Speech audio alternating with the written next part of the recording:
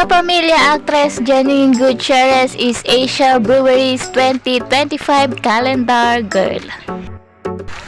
Hello mga kachika and hello po sa lahat ng masusugid na manonood. Welcome pong muli sa aking channel.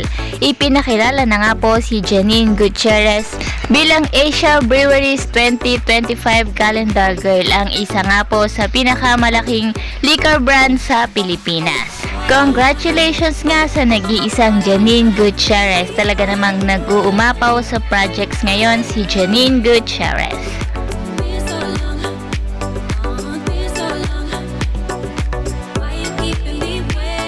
Pinakilala na ang Filipina actress na si Janine Gutierrez bilang 2025 calendar girl ng isa sa kilalang liquor brand sa Pilipinas, ang Asia Brewery Incorporated o ABI. It's such an honor and I'm so excited. I've been so excited about this day for the past few weeks, the past few months, and to finally share it in person here with you is such a happy moment for me, and I'm so grateful to ABI and to launch these new exciting products with you guys today. Tulad ng pag-arte, na-enjoy rin daw man nito ang pagiging calendar girl dahil sa iba't ibang karakter rin ng kaniyang ginampanan kasabay ng paglalabas ng mga bagong produkto ng ABI. Making a calendar is really special because it marks the